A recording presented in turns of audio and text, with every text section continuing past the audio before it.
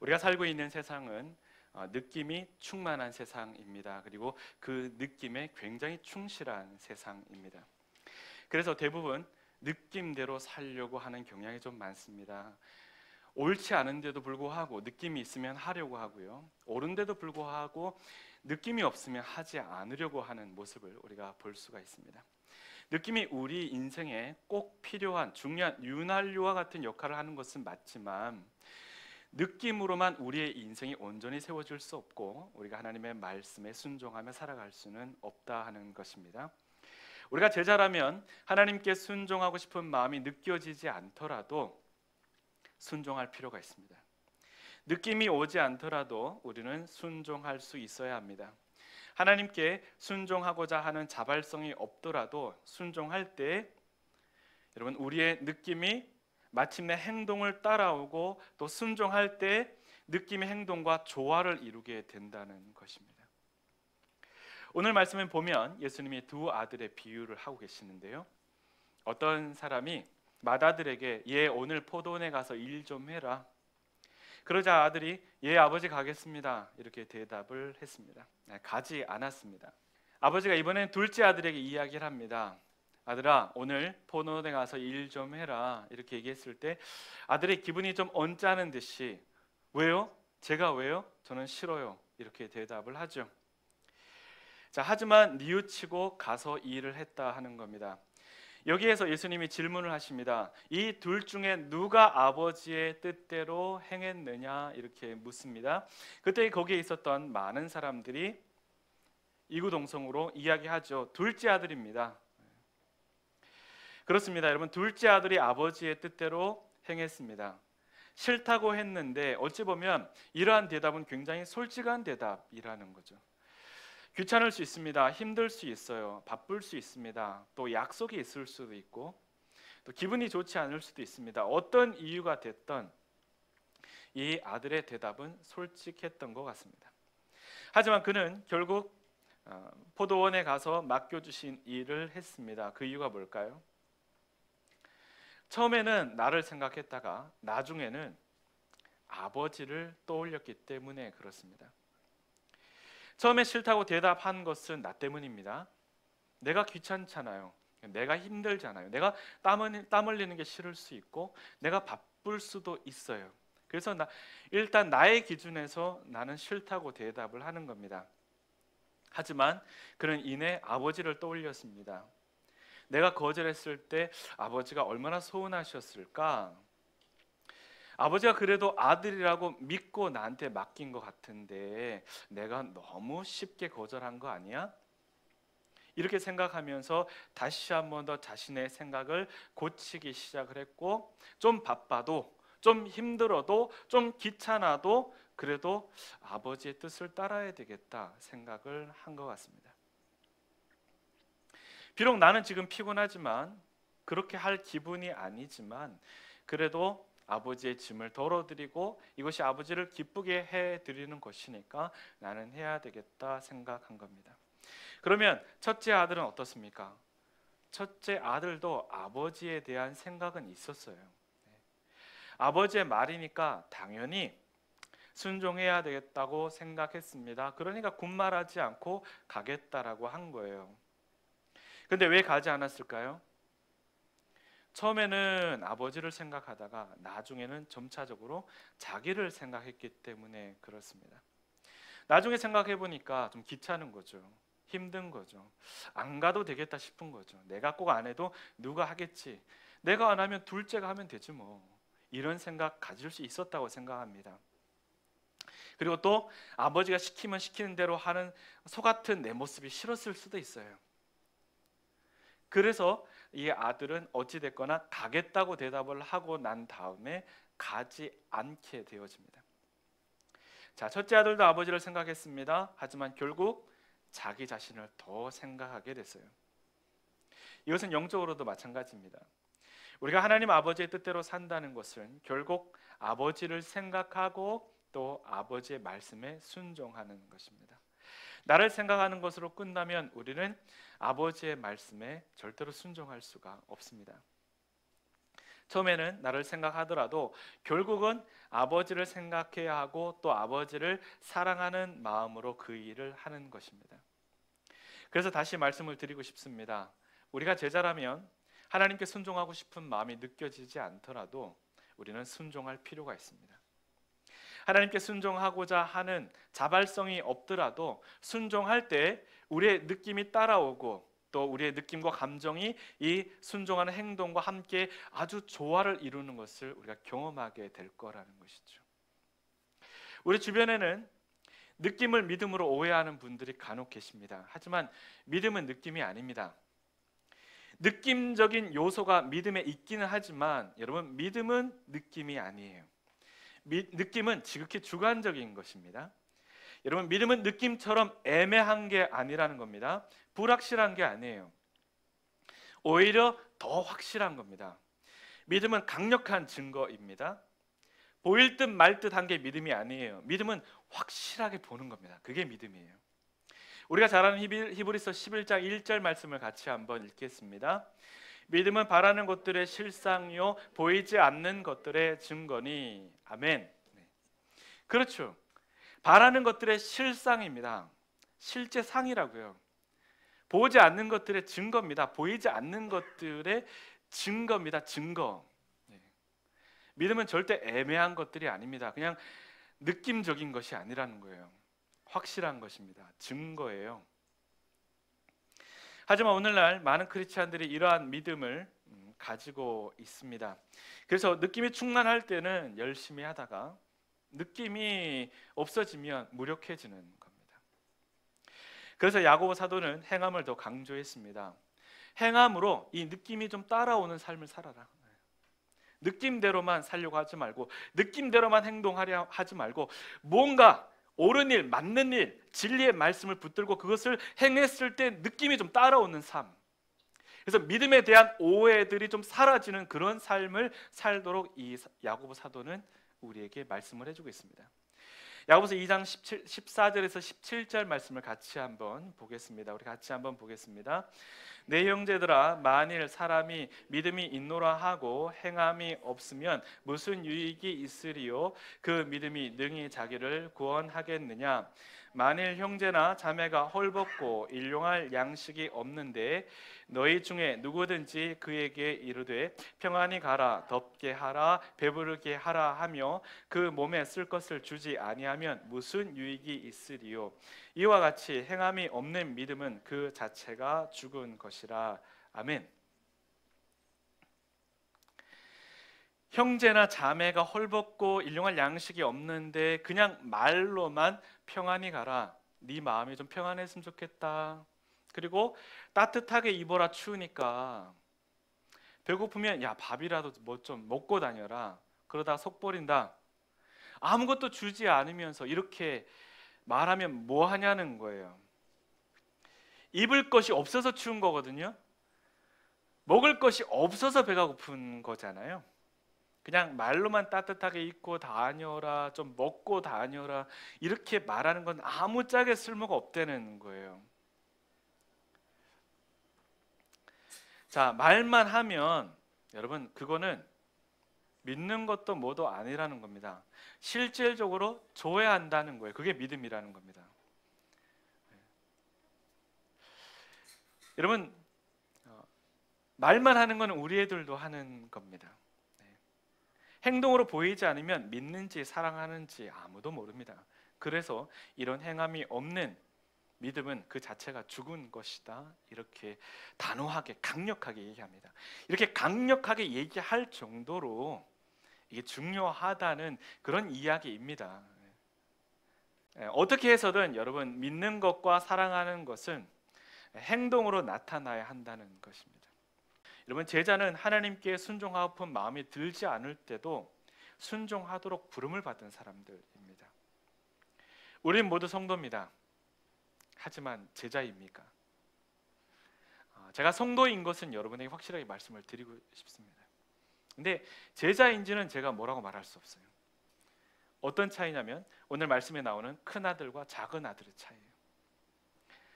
같은 아버지의 자식입니다. 근데 아버지의 말에 얼마나 순종하냐 순종하지 않느냐, 이것은 제가 뭐라 할 수 있는, 논할 수 있는 부분이 아니라고 생각합니다. 여러분은 다 성도입니다. 하지만 제자입니까? 제자는 내키지 않아도 순종하는 자세를 가진, 믿음을 가진 그러한 사람입니다. 꼭 기억하십시오. 내가 제자인지 점검을 할 때 내키지 않아도, 느낌이 오지 않아도, 마음이 없어도 순종하는 자세를 가지고 있느냐, 믿음으로 사는 자세를 가지고 있느냐, 여러분 보시면 되겠습니다. 누가복음 5장에 보면 게네사렛 호숫가에서 예수님과 배에 타고 있는 베드로를 잘 보여주고 있습니다. 누가복음 5장 5절 말씀으로 같이 한번 읽어보도록 하겠습니다. 같이 읽겠습니다. 시몬이 대답하여 이르되 선생님, 우리들이 밤이 새도록 수고하였으되 잡은 것이 없지만은 말씀에 의지하여 내가 그물을 내리리다 하고. 아멘. 우리는 이 본문이 어떤 의미를 가지고 있는지, 어떤 상황인지 잘 알고 있습니다. 썩 내키지 않아 있습니다. 베드로가. 그게 현실입니다. 피곤했고요, 힘들었습니다. 헛수고다는 생각이 들었고 짜증이 났습니다. 또 자존심이 상했어요. 네가 뭔데? 내가 더 잘하는데. 낭비한다 생각했습니다. 또 말이 안 된다고 생각을 했어요.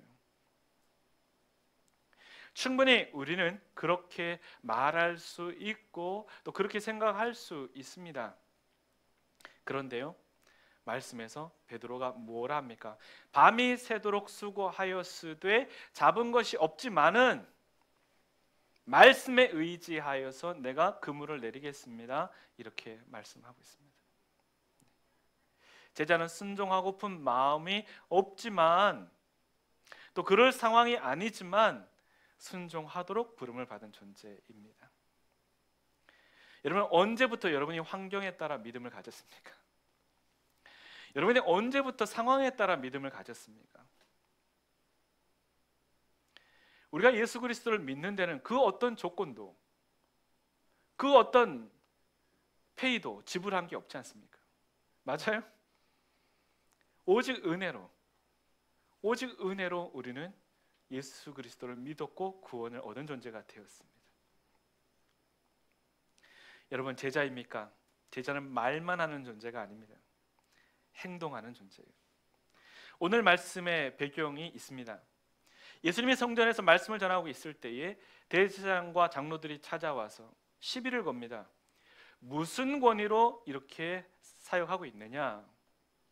그때 예수님이 역으로 질문을 하십니다. 그래? 니네들이 먼저 내 질문에 대답하면 내가 얘기해 줄게. 그러면서 질문을 하십니다. 세례 요한의 세례가 하늘로부터냐 사람으로부터냐 이렇게 물으십니다. 그들이 머리를 맞대고 논의를 합니다. 하늘로부터라 하면 왜 안 믿냐 그러실 거고, 사람으로부터라 하면 지금 많은 사람들이 세례 요한을 선지자라고 생각하고 있기 때문에 들고 일어날 게 뻔하다, 참 곤란하다, 어떻게 할까? 그러다가 내놓은 답이 I don't know, 모르겠다는 거예요. 모르겠다는 거예요. 그래서 예수님이 말씀하시죠. 그래? 그럼 나도 대답 안 해. 그럼 나도 대답할 필요가 없어. 왜? 이 사람들이 진심으로 궁금하고 간절히 바래서 한 질문이 아니기 때문에 그렇습니다. 정말 무슨 권위로 이러한 역사를 하고 있는지, 사역을 하고 있는지 알기를 바랬다면 예수님께서 기꺼이 대답을 해주셨을 거예요. 그런데 그들은 그런 의도가 아니었기 때문에 예수님이 대답할 가치를 느끼지 않으신 겁니다. 하지만 그들을 불쌍히 여기셨기 때문에 이어 오늘 이 두 아들의 비유를 해주시는 겁니다. 이 비유를 하신 이유가 있습니다. 여기에 나오는 첫째 아들이 바로 너희들처럼 믿는다고 하면서 말만 하고 아무것도 하지 않는 그러한 사람이라는 거예요. 처음에는 하나님의 말씀으로 시작했다가 결국에는 자기 자신의 생각과 이익으로 가득 차 있는 너희들의 모습을 봐라. 오늘 말씀에는 오히려 세리들과 창녀들이 너희보다 먼저 하나님의 나라에 들어갈 것이다 말씀을 합니다. 왜요? 복음이 전해졌을 때, 의가 나타났을 때 너희는 안 믿었지만 세리와 창녀들은 믿었지 않냐. 여러분, 이 복음이라는 것이요, 안 믿는 사람만, 아픈 사람만 예수를 모르는 사람에게만 유용한 것이 아니더라는 것입니다. 내가 좀 예수를 믿던, 많이 믿던, 적게 믿던, 아니면 예수를 처음 믿던 상관없이 이 복음이라는 것은 모든 인생들에게 주어지는 것입니다. 이 복음을 받아들였을 때 내게 회개할 일이 없나? 내가 주님의 나라와 의를 위해서 뭔가 더 할 것이 없나? 이것을 찾고 돌이키고 주님께로 돌아오고 더 진실되게 정직되게 주님 앞에 서기를 바라는 마음으로 이 복음이 증거되어졌는데, 이 사람들은 그 메시지를 그대로 듣지 못하고 오히려 계산을 합니다. 내게 유익한가? 내 자리를 지킬 수 있는가? 계산해보고 안 된다 싶으니까 시비거리를 만들었습니다. 하지만 세리와 창기들은 뉘우치고 돌이켰고 믿었습니다. 세리와 창기는 아버지의 뜻대로 한 거예요. 여러분, 맏아들은 먼저 된 자들입니다. 예수를 먼저 믿은 자들이 먼저 태어났잖아요. 맏아들은 먼저 태어난 자들. 그래서 장자권을 가지고 있는 존재입니다. 특권이 있어요. 둘째 아들은 아니잖아요. 늦게 태어났습니다. 장자의 특권이 없어요. 상속 대상에서 제외됩니다. 그런데 여러분, 이 말씀은 우리에게 보여주잖아요. 둘째 아들은 뉘우치고 돌아왔다, 믿었다 하는 것입니다. 비록 인생의 첫 단추가 잘못 끼워졌다 할지라도 여러분, 그들은 기꺼이 모든 단추를 풀어 다시 주님 앞에 맞출 각오를 한 것입니다. 얼마의 시간이 들든지, 얼마의 비용이 들든지, 얼마의 수고가 들든지 그들은 기꺼이 주님 앞에, 첫 단추가 잘못 끼워졌다면 모든 단추를 풀어서라도 다시 주님 앞에 서겠다 하는 각오, 결단. 그러니까 내 인생을 전반적으로 다 싹 다 갈아엎고 뒤집어서라도 나는 주님 앞에 다시 서겠다라는 그런 결단이 있었기 때문에 이런 반응이 가능한 겁니다. 세리와 창녀들은요. 죄인들은, 가난한 사람들은, 소외된 사람들은 그러한 각오와 결심이 있었기 때문에 이 변화가 가능했던 것입니다. 그런데 놀라운 것이 뭔지 아세요? 내 생각만 복잡했다는 거예요. 나만 심각하게 고민했다는 거예요. 우리가 아버지의 뜻대로 순종하고자 나아갈 때에 더 이상 시간도 비용도 수고도 문제가 되지 않더라 하는 것입니다.